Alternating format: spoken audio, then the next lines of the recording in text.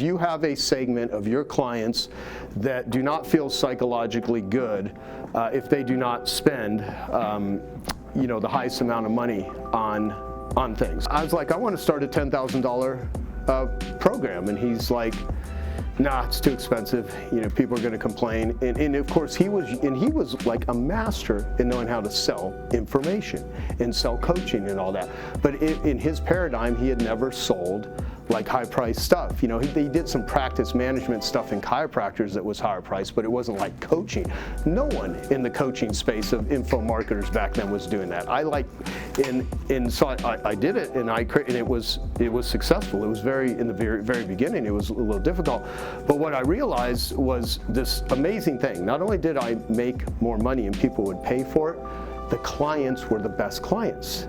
The people that pay the most money are always the best clients unless you are somehow ripping them off or you're not delivering on what it is that's being promised. And so if you want to have the very best clients, charge the most amount of money, but you have to deliver on it too. It cannot be a gimmick.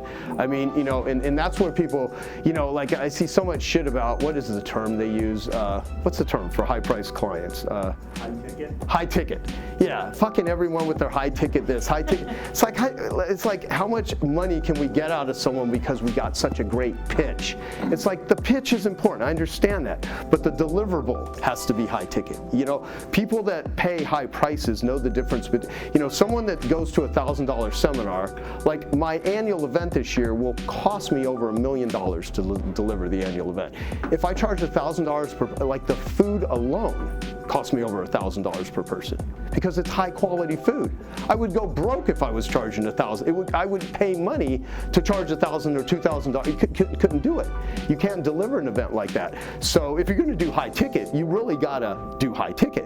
And in 2004, I did a Nightingale Conant program with Tim Paulson, and it was called Piranha Marketing, the 7 Success Multiplying Factors to Dominate Any Market That You Enter.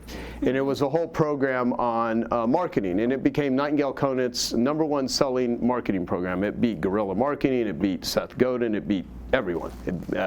And so they sold millions of dollars worth of my marketing course, and I had, in 1999, I read a book called The Experience Economy by Joseph Pine and someone else, and really good book. Has anyone ever read The Experience Economy? Yeah, and so if you remember back in the 90s, Starbucks, after Howard Schultz worked for Starbucks, and then he ended up buying Starbucks, and he was in Italy, and he noticed how people would congregate and hang out in the community around, these bistros and these cafes, and he came and created, Starbucks sort of culture. And then Starbucks, like when they were in like Los Angeles, the first one in Seattle, a lot of famous people, a lot of celebrities would go there. They would handwrite people's names. I mean, they still do some of this stuff today, but back then it was like a big deal to go to Starbucks. And there was a concept called, and I've talked about this before, I did a section in that program, and I write about it in the Average Joe's marketing book, called Pride of Spending, where there's a segment of the population that does not feel psychologically good unless they are spending, they're buying the best. And in your own lives, many of you operate with pride of spending. You want brand-related stuff. You want, high-end. You know, everything from Four Seasons to Louis Vuitton to watches, all this sort of stuff. And what's that? Yeah. Notice the psychology I'm doing here with everyone? You're all very special people because, yeah, that's why if you're a real winner, you want to be in the 100K group right now. No, so pride of spending. So if you view something as just a product, you're going to look at it as like a commodity. Have you ever been on vacation and it doesn't even occur to you that you're paying like $37 for a margarita and you just buy them over and over, whatever you're buying, expensive, whatever. But then you'll be in a grocery store and you'll look at a 5-pound bag of potatoes and a 10-pound bag of potatoes, and there might be a $2 price difference, and you'll sit there for like a couple of minutes trying to, should I buy, because you're trying to be conscientious, because you don't view a potato as an extraordinary experience, right? You're just buying potatoes. So when it comes to experience, but I found it fascinating because in the book, he talks about a coffee bean was a 2-cent commodity before things like Starbucks. And so if you went to Denny's restaurant, you buy a cup of coffee for $1, or you might go into the Four Seasons and get a latte or something, but it wasn't like they were super expensive. You could buy, there was like Folgers Crystal. Remember the Folgers Crystal commercials where we're serving it in a really high-end restaurant and they don't know it's Folgers Crystals, which is actually true.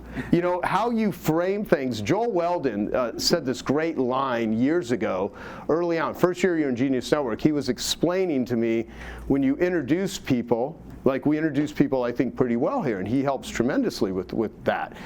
It's framing. You could have a beautiful piece of art, but if it's duct taped to the wall with terrible lighting, it doesn't look as good as if it's in the Louvre or something. If you really put it in. So how things are framed has everything to do with how much money you can get for something and how people perceive it.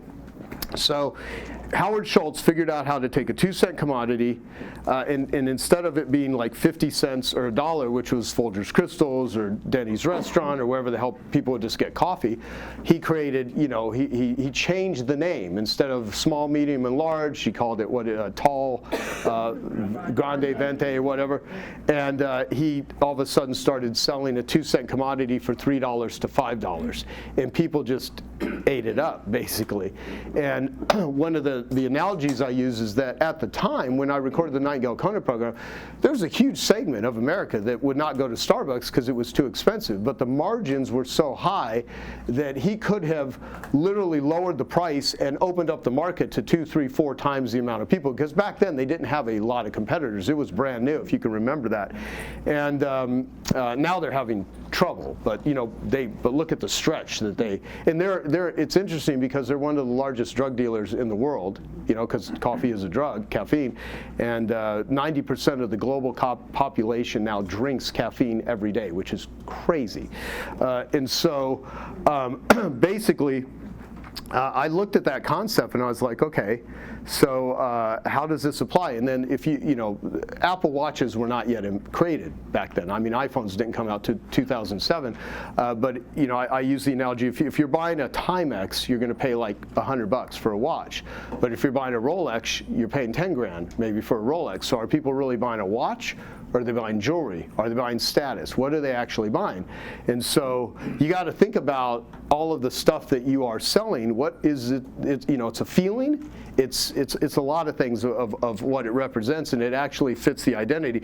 But the big core lesson on all of this is you have a segment of your clients that do not feel psychologically good if they do not spend the highest amount of money on things. Like, so for instance, Cherie has this $100,000 vaginal plastic surgery that she's looking on packaging, which is not about the surgery. The surgery is going to be a great surgery no matter what. And if a woman wants just world-class, first-class surgery, they're going to receive that from her client's lover. Even before we were dating, I actually read all of her reviews because I was trying to check her out in case I ever needed labiaplasty for myself. But her patients absolutely love her. I mean, she's just really, really good. But the question is, if you're going to offer something like, it has to be an experience. It has to come with all kinds of other stuff. So if someone's going to spend $100,000, they're going to get a world-class experience with EBOO and all kinds of things related to health for like a year. It's not just going to be go get an expensive surgery. And so whatever business you are in, there is something that you can do. And so before I ever started Genius Network, my first coaching group was $248.50. I think it was $248.50 or something. And we started it in 1998, and we were doing it through conference calls. We didn't even call it teleseminars back there or webinars, and that verbiage did not yet exist. And then I had read The Experience Economy, and then I had seen how much money I had made with my marketing strategies with Bill Phillips, where I took him from $60 million a year in revenue to over $200 million a year in revenue within an 18-month period, using the same exact strategies that I was teaching carpet cleaners. And I was like going, wow, how much is a marketing strategy worth? Well, it depends on the business. It depends on where it's being used. It depends on what's being sold. And I was like, I want to do a contest. And he had given me a convertible Jaguar as a gift for helping him with, Body for Life and all of this sort of stuff. But I was like, I want to do a $10,000 program. And Dan Kennedy, and some of you have heard me talk about this a little bit.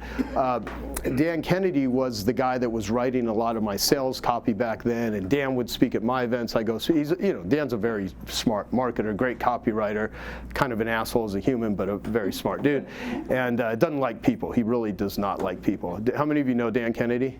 Like he's very grumpy. So, but his books are great. I highly recommend reading his books. The Ultimate Sales Letter. Is a fantastic. His old school books are actually my favorites. So, I was like, I want to start a $10,000 program, and he's like, nah, it's too expensive. People are going to complain. And of course, he was like a master in knowing how to sell information and sell coaching and all that. But in his paradigm, he had never sold like high-priced stuff. He did some practice management stuff in chiropractors that was higher priced, but it wasn't like coaching. No one in the coaching space of info marketers back then was doing that.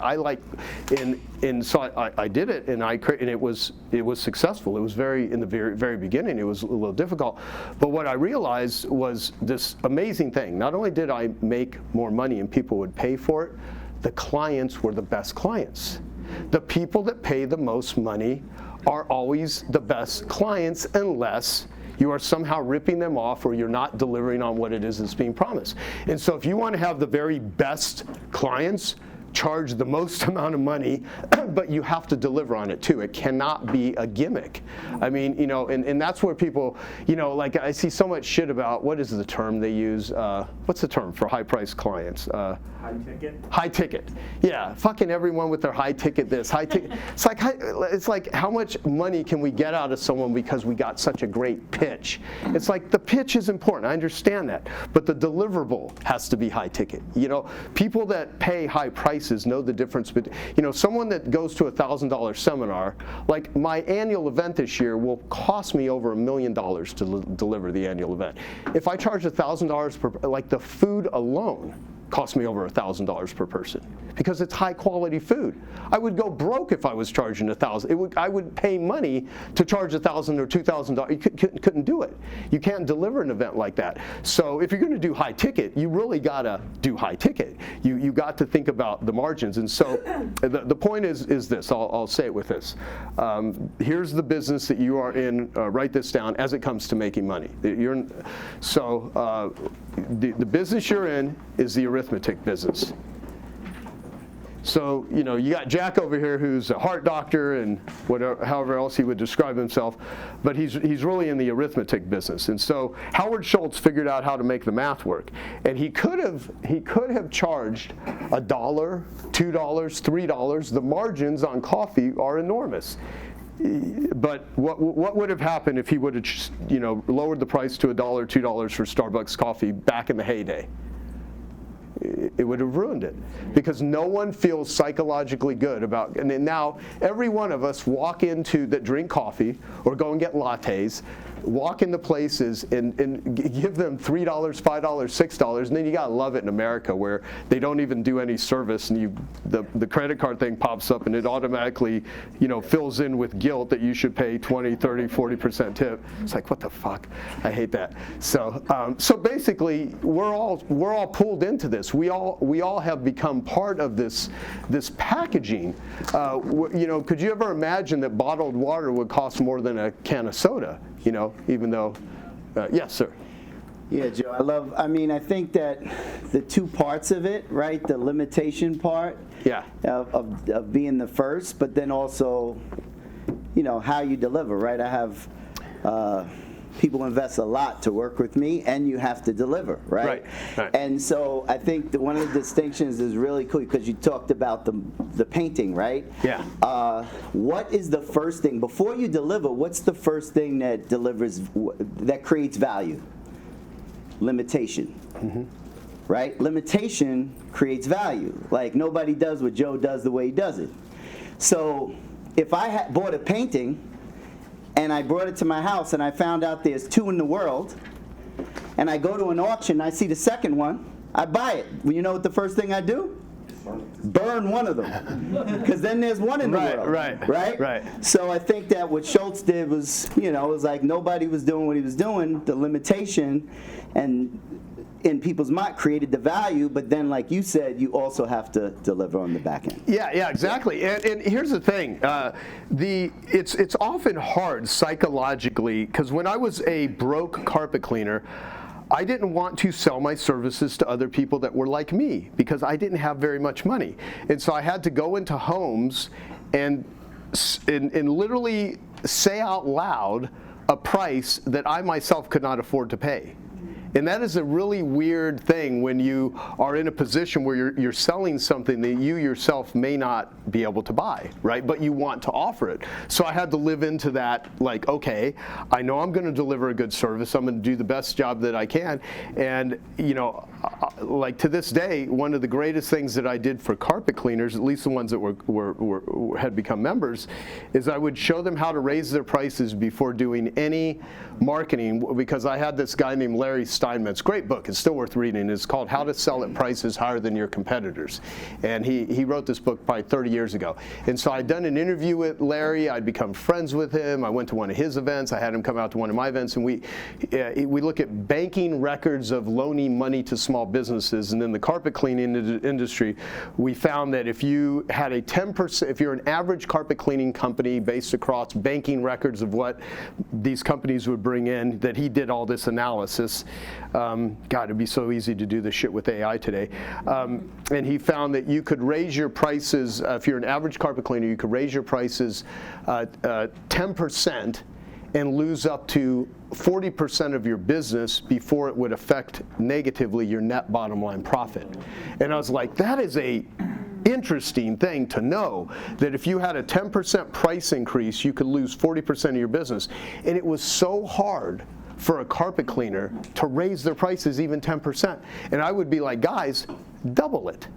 Double your prices and add this service and do all of these things with, you know, vacuuming the carpet beforehand, prepping everything, wearing shoe covers, all the stuff that I would teach them how to do. I'm like, people don't hire you because they want to have dirt sucked out of carpet. That's going to happen. It's all the other stuff that they do. And so before I got them to write a sales letter or run an ad, if I could just get them to increase their prices, they're like, I don't have any time to learn all this marketing shit.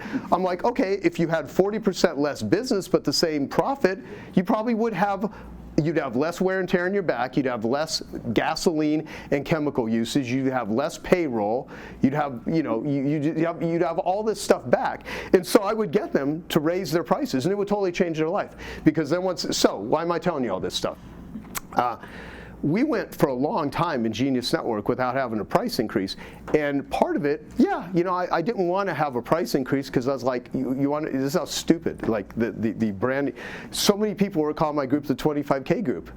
I was like, how the hell do we raise the price to 35 grand a year if they're calling my group the 25K group? And I like, you know, literally this went on, but I had enough people, at least 50 people are like, you should raise the prices on this. So they're already paying me. They're like, I pay, and I'm like, well, I'm an idiot. I tell people, like, if your prices, you're going to lose people anytime you have a price increase. But what usually happens is, for one, you know, you gotta, again, you gotta be able to deliver on it, and you have to have enough happy people that are, you know, telling you and demonstrating to you that they like what it is you sell. But I'll tell you, like, how many of you think if you raise your prices 10%, it would negatively impact your business right now? Hey, I hope you're enjoying this video, and I want to let you know that I have a new book that's come out, and if you'd like to get it absolutely free, there's a link below in the description, or you can wait till the end of this video, or you can simply go to joesfreebook.com and you can get a copy there. Anyone?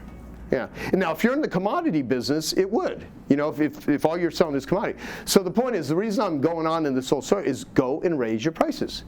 And if you have to add something to it, because as we've raised the price of Genius Network, we have added a lot of other things. We've added office hours. We've added the office hours for your teams, the Genius Morning stuff. You know, we keep adding stuff into the mix. But yes, sir. I find it very interesting because in a lot of times in my circles, and when I was talking with a doc and said, cash pay business, it's like, oh, they got to take that risk instead of doing the insurance. But even with the gal who used to cut my hair, she was saying how busy she was, right, and couldn't stand life, and I'm like, double your prices. Right. I said, even if you lose 50% of your clients, you're making the same amount of money, and now you have time. Right. I said, exactly. and you won't lose 50% of your clients. And so she doubled her prices. She lost 2 clients. Right, and this was probably 30 years ago I gave her that advice, and I've repeatedly used that for everybody that trades their time for money. Right. In even a self-employed position, is you're still undercharging for what you do. Your clients will stay there, and the ones that you lose probably weren't really great clients anyway. Exactly. No, you're sorry. But we don't do it as companies. It's funny because we're incremental movements. Yeah. Well, a great, damn it, I'm having this coughing thing here. Let me say this. So Peter Diamandis, how many of you have ever been to A360?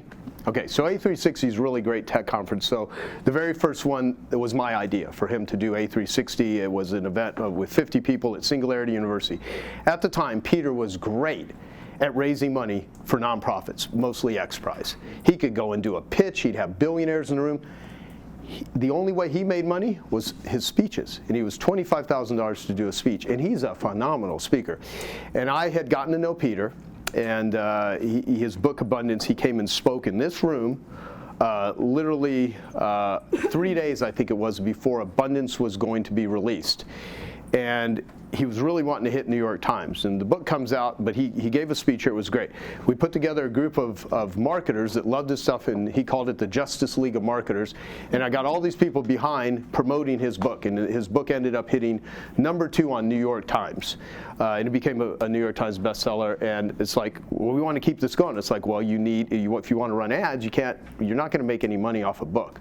A book is a seed. A book is a probe. There's very few authors, unless you're like Stephen King or something, who's an asshole. But if great writer, but asshole as a human. So or Malcolm Gladwell or whatever. Very few authors make money off the book. It's the other stuff that they do. So I was like, you need a program, and so the first one was me interviewing Peter in a hotel room for 8 hours and editing out my voice on all of the questions except one where it was the interview with me and him.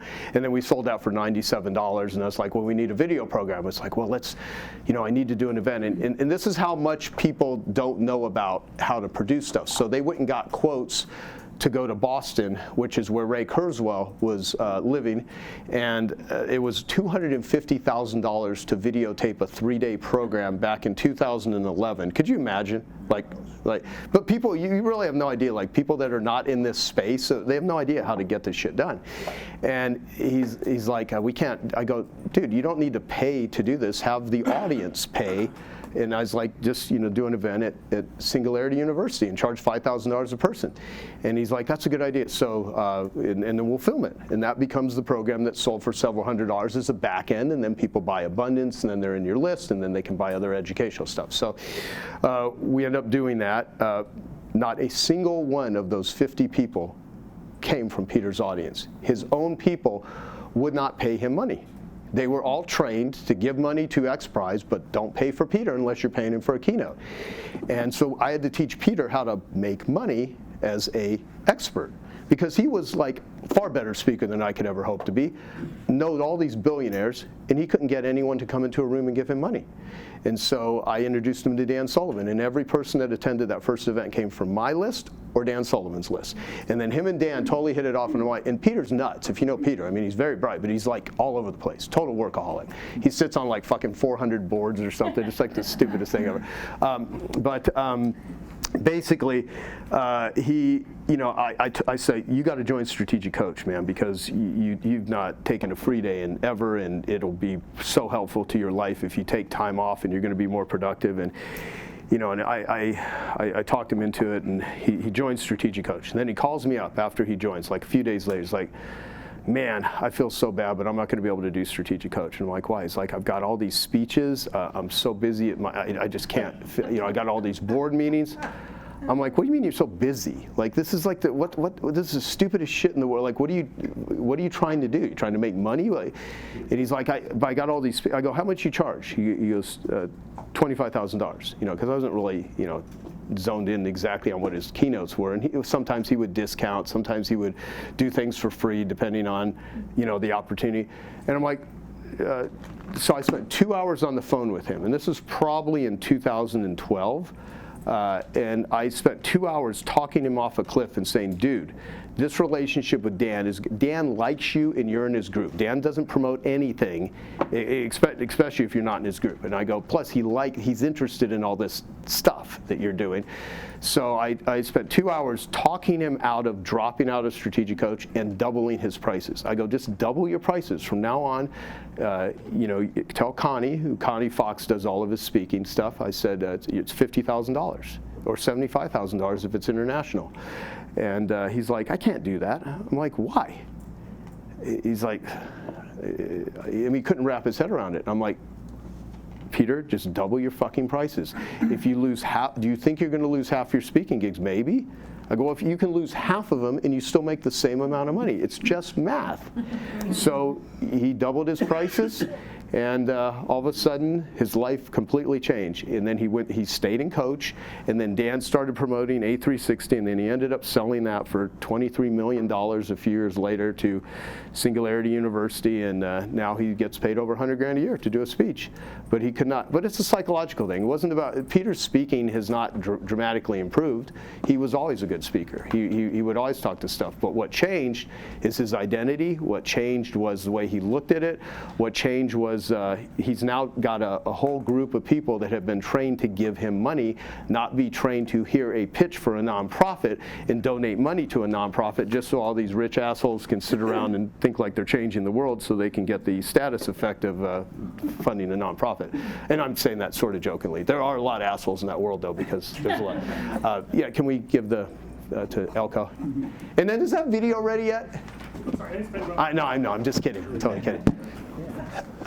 So you're like the GOAT of running a successful group. I mean, you've been doing it for like 20 years, and you've probably seen a lot of people starting groups and then dropping off, like. Oh, well, yeah, a ton of people come into most people that have a lot of groups have been in my group, and they try to come and poach my list. I told Dan Sullivan we should start a group called Strategic Poach for people that want to come in and, yeah. And so I'm just, no, but what I mean is, like, you see a lot of people starting groups, and then, after a year, 2 years, 3 years, they stop or whatever. Right. But I was just wondering, like, what's the hardest thing of doing what you do?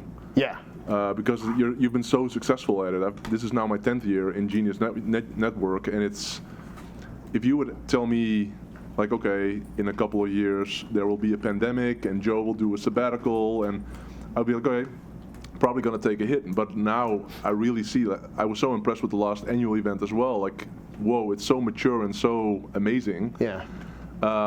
But I was just curious, like, what's the hardest thing of doing something like this? Let me think. So the hardest thing for me is more psychological than anything. It's when you really help someone and you see them progress and they drop out of the group. Yeah.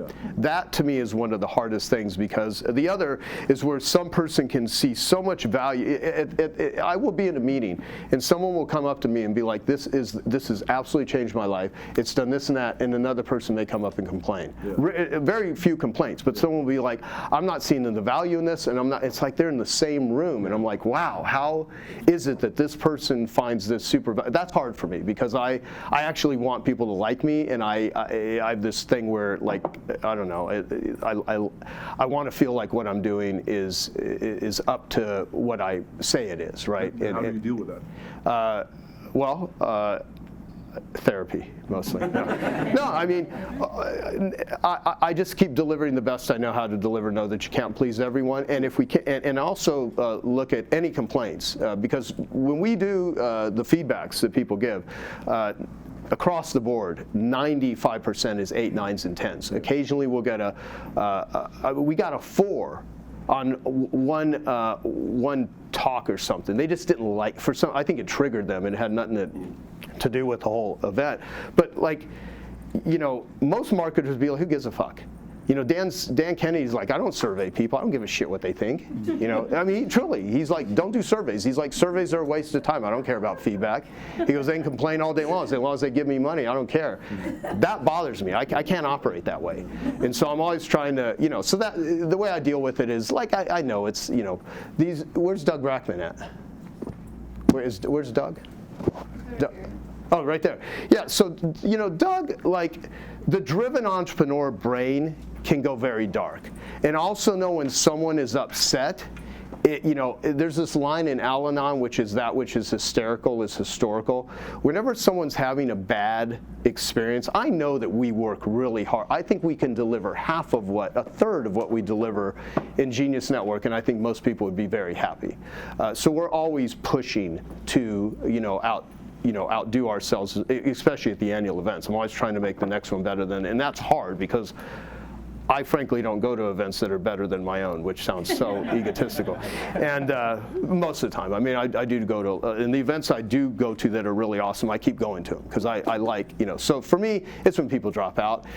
It's also, what's really hard is I really should have some sort of technology or some sort of pain of disconnect that if people leave, they lose something because it's too easy for people to leave this group. I've had people that would come in, make $1 million in a year, and they drop out. And if they would have just kept with it, it would have, like, we paid for your membership for the next 20 years. Like, why are you dropping out? But they're, oh, we're busy. We have shit to do. So it's the drive-by shooters that attend groups. And what I learned when I started doing high-level groups is that there's just as much seminar junkies that have money as there are, well, no, there's not as many, but there's a lot of seminar junkies that just go to seminar after seminar after seminar. But there's a lot of people that just go to every freaking group and they don't stick with any of them. So it's when people go shallow instead of deep. And so that's why we want to frame this as a 3-year program, because if someone's in it for a while, like, you know, if you're in this for a long time, you develop relationships that cannot be developed in 1 year. It's just not going to happen in a year. It takes a while, and so that's kind of what is the hardest thing for me. And there's other stuff too, but I gotta think about what it is. I mean, and also I manage egomaniacs. You know, this truly is egomaniac management in a lot of ways. And it's also the least amount of egos with high achievers. What I want this group is like the greatest group of givers that are high achievers, that are not narcissists, that genuinely show up and be givers. And that's a hard thing to cultivate. But I think that is what has been cultivated. And the beauty of it is, though, is it's way beyond me. Once the group starts behaving that way, I don't have to work really hard to have a group of awesome people, because once you get enough awesome people in the room, they kind of self-create the ethos, the culture of it. Yes? Yeah. Is it okay if I give a little bit of feedback as a customer? Yeah. My Of journey? course. Good or bad, whatever. So I remember when I think it was at the annual event last year that you explained that you're going to increase the price from 25K to 35K. Yeah. So this is how I process that. Okay, no problem. Yeah. It was literally like that. Now, why? Why? It's because you did two things. Number one is you added value first. And the reason, I was a member of Genius 5-6 years ago, and then I got in coach and kind of had a circuitous path coming back. But the thing that really got me to come back is you had given me so much free value. You kept sending me things and giving me free ideas and doing, offering me to free sessions and stuff. And one day I was just like, I need to give Joe money. Like, this is not feeling good, Yeah. So I jumped back in, and then when I jumped back in, you explained this price increase, and it was no problem for me because you already added more value to my life.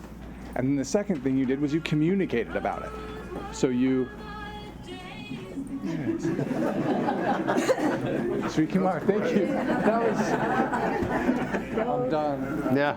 No, so you communicated about it, right? So on this topic of raising your prices, and I agree with you that sometimes there's room to raise your prices, but I think it really matters how you do it. If you go into it with the mindset, well, I want more money, so I'm going to raise my price. Right. That's very different than saying, okay, I'm not my customer. Let me understand my customer and how my customer thinks and what they value, and how can I add more value for them first, and then also ask for them to give me more value in exchange and communicate about it. And I think when you do it that way, it just feels so different, you know? And that's why for me, when you raise the price 10 grand, it was no problem. Yeah. Well, thank you, and that's very helpful feedback. And you know, I did have quite a few conversations, especially with like members that have been in for a long time. Like, do we get anything special? And I'm like, no, I didn't say no. So what I've actually been thinking about is there are a lot of people that have been in my group for 5 years, 7 years, 10 years, and we've been thinking, I want to reward these people, but I don't want to be like, hey, join this group so you can get a punch card. You know what I mean? It's more like I want it to be a surprise as a way of, so that's one thing that I've been, because I really appreciate longevity. I mean, the lifetime value of a customer and the long-term ones, those are the ones that are truly the bread and butter of the business, right? And so what I said about framing, you always want to frame it in a certain way. And I have framed things. How many of you as a public speaker have ever sold from stage? Yeah. So have you ever watched yourself, like in the beginning stages, where there's just a line or just something, because Mark talked about timing in his 10-minute talk, where you just didn't say something, and by not saying that thing, it cost you like 50 grand. You know what I'm talking about. Anyone that sold from stage, you're like, oh my God, if I just would have done this, I just would have done that. And so, if there's anything I've learned how to do well, it's only because of all the freaking mistakes and all of the things. And ultimately, no one wakes up saying, I really need to join a $35,000 a year coaching group. I really hope someone calls me. There might be a few people that like that, but for the most part, we go throughout our whole lives hoping we do not run into a salesperson that is going to, and this is not something that is typically bought, even though some people buy it, it is sold. You go buy food, you go buy clothes, certain things need to be sold. And part of that is through relationships. And so to Elko's question, one thing that, and I'll come to you, John, another thing that's hard for me is the filtering of information when I have a FOMO brain that wants to watch every video, listen to every podcast, read every book, but there's this thing called, capacity and bandwidth. And I get sent between 5 to 10 to 20 books a week. I can't read 5, 10, 20 books a week. Even if I had nothing else to do, I couldn't. So it's the massive filtering of information, and I can't read, I would love to be able to talk to every single member, but I can't. I just don't have the time any more than any of you. You couldn't talk to every one of your patients. It would be impossible, right? Unless you are charged like $1 million a person, and maybe that's the idea. Maybe that's 10 people at $1 million. No. So. But ultimately, it's filtering the amount of information, then picking and choosing what I can learn and what I can take in. Because if you try to eat too much good food, you get bloated. So there's, information is like digestion. I mean, you can have too little or you can have too much. So it's like a balance of nurturing myself, but also being able to deliver a really great, experience for the members. Yes, sir. How many clients would you have if you do 1 million groups? That's if I did that one, 1,000K group. I've actually talked about that. Like, what would happen if I had 100 people in a $1 million a year program? What would that have to look like? I've done that thinking. If you would launch it now, what do you think? How many people would do it? Yeah. I don't know.